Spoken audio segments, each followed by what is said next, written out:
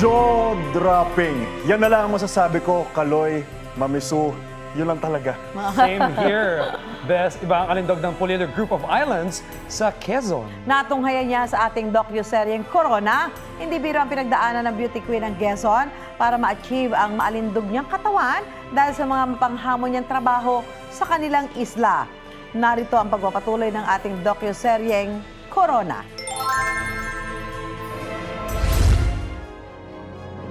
Sa larangan ng pagandahan, lahat pinaghahandaan at sa oras na may laban ang pambato ng mga Pilipino, ang mundo tila humihinto. Pero ay pinagmamalaking mga kandidata, hindi biro ang sandata. Dahil sa haharaping kompetisyon, dala nila ang pangmalakasang misyon. Saan mang panig ng bansa, sila raw ang simbolo ng pag-asa. Dahil higit sa panlabas na ganda ang pagiging reyna at pagsusuot ng korona.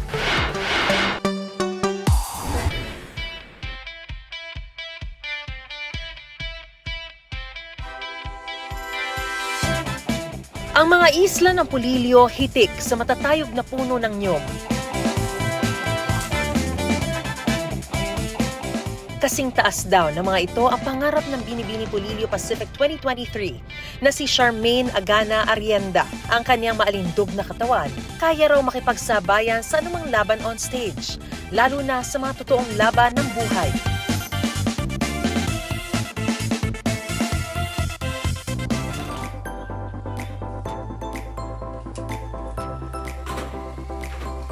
Pangongopra ang ikinabubuhay ng pamilya ni Charmaine.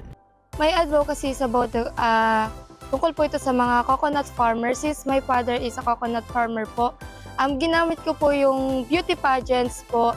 Since po during my nyug-nyugan pageant is very essence po ng pageant is about niyog. Yung presyo po ng pagbaba ng kopra is hindi po nabibigyang pansin. Bago niya raw naging advokasya ang pagtulong sa mga magsasaka ng niyog, siya raw mismo ay sinanay rin sa pangongopra. Bata pa lamang ako ay tinuturuan na niya ako kung paano ang proseso ng pagkokopra. Mula sa paghahalabas, sunod ay ang pagtatabas ng mga damo upang makita ang mga niyog na nalaglag mula sa puno. Pagkatapos nito ay ito ay iipunin na sa timbunan kung saan narito ako.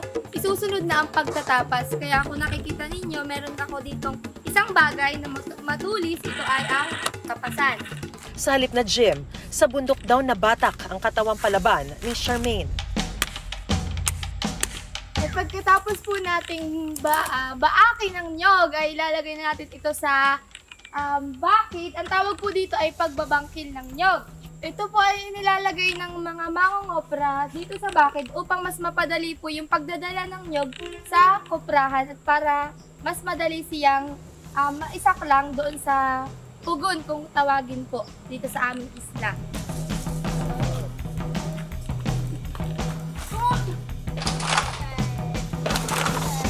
Sasaklang na natin siya sa koprahan. Tapos pag naluto na ito, halos isang araw ang ginugugol nila para maluto ang niyog. Ang tawag na dito ay kopra. Kasabay ng pangongopra, ginamit ni Charmaine ang pagkakataon para mas mapaunlad ang sarili. Sa kanyang mga ensayo, kabundukan ang nagsisilbi niyang entablado. Malaki raw ang naging papel ng kanyang kinalakihang pamayanan sa pagsaling niya sa mga timpalak ng pagandahan.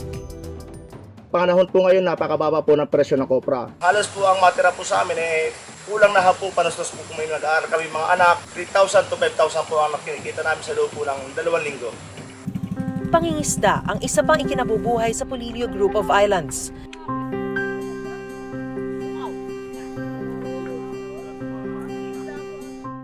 Kung kailangan maaga sa pag-iensayo ang mga kandidato sa beauty pageants, si Charmaine bago pa pumutok ang araw, handa na para pumalaot at mangisda. Makakasama niya ngayong umaga ang ilang mangingisda ng barangay Calubakis.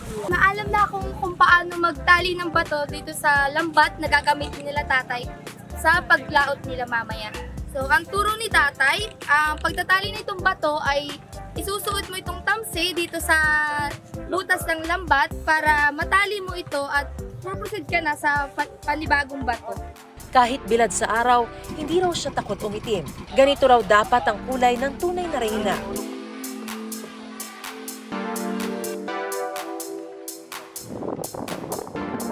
Ang nahuli lang daw namin ay sakto lang. hindi naman ganun karami, hindi rin ganun kaunti, katamtaman lang. Unahin daw natin para sa pagtatanggal ng isda sa lambat ay ito munang ulo. Sunod ay ganito. Yay! Ang isda daw na ito ay galunggong. Ang tawag dito sa aming isla ay galunggong. Pagkatanggal daw ng isda dito sa lambat ay ilalagay natin dito sa tubig na may yelo para matigas pa rin at sariwa. Tapos, pagtatanggalin na ay tatanggalin itong lambat, tama tatay? Dito sa bibig para lumusot sa katawan. Ayan, kung makikita nyo. Tadi! Nung unang panahon, pag sinabi mong sexy, talagang yung kurbadang mala Coca-Cola ang usapan natin. Pero ngayon kasi, nagbabago na rin ang standards. Nagiging sexy na rin as long as active yung lifestyle mo. Nakikita namin na toned yung katawan mo, may muscle ka. And sa setup ngayon, of course, sexy is yung maganda pa rin yung pangangatawan. Yung nakikita mo, masarap damitan, ang ganda tingnan sa isang swimsuit. Gusto nating makita kung gaano katatag yung katawan nila. Dahil ang beauty pageantry po dito sa Pilipinas ay hindi po inaabot ng linggo, inaabot po tayo ng buwan dito. Ang tunay na kagandahan dapat daw ay nakikita sa buong katawan, nasusukat sa araw-araw na laban ng buhay, at pangunahing sandata para magwagi ng tunay na korona.